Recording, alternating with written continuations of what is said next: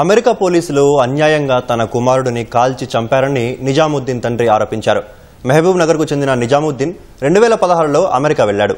MS పూర్తి చేసిన తర్వాత ఓ కంపెనీలో ఉద్యోగానికి చేరాడు. ఆ కంపెనీ యాజమాన్యం తన కుమారుడిని మానసికంగా వేధించిందని నిజాముద్దీన్ తండ్రి హసనుద్దీన్ వాపోయారు. తన కుమారుణ్ణి అమెరికా నుంచి వెళ్లగొట్టేందుకు ప్రయత్నించారని తెలిపారు.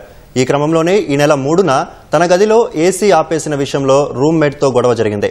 పోలీసులకు ఫిర్యాదు చేయడంతో వారు వచ్చి కాల్పులు జరిపారని నిజాముద్దీన్ తండ్రి కన్నీటి పర్యంతమయ్యారు. ఈ ఘటనపై దర్యాప్తు చేపట్టి తమకు న్యాయం చేయాలని కోరారు. తన కుమారుడి మృతదేహం భారత్కు రప్పించాలని ప్రభుత్వాన్ని కోరారు. అటు రూమ్మేట్ను కత్తితో పొడిచి చంపేందుకు ప్రయత్నించాడని, ఎంత చెప్పినా వినకపోవడంతోనే కాల్పులు జరపాల్సి వచ్చిందని కాలిఫోర్నియా పోలీసు అధికారి తెలిపారు. గూగుల్ కంపెనీలో పనిచేస్తుండే.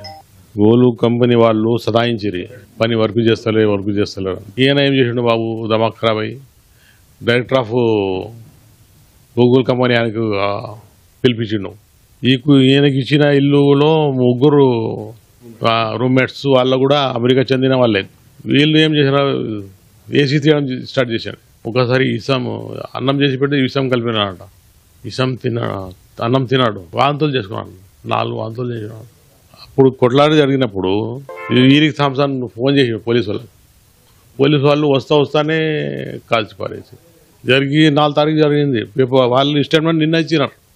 మృతదేహాన్ని 14 దినాలు పెట్టుకుంటే ఏం కావాలి? అది నేను కోరేది, రేవంత్ రెడ్డితో కోరేది ఏమంటే నా మృతదేహాన్ని మనకు అప్పగించాలి. మళ్ళీ మా అన్న నిజానికి నిలబడి మొత్తం లింక్డ్ఇన్ మీద మొత్తం వాళ్ళ ఫ్రాడ్ ఏందో పోస్ట్ చేస్తే కొద్ది టైంలోనే ఇలాంటి సిచ్యువేషన్ని మార్చేసి మా అన్నను చంపేశారు.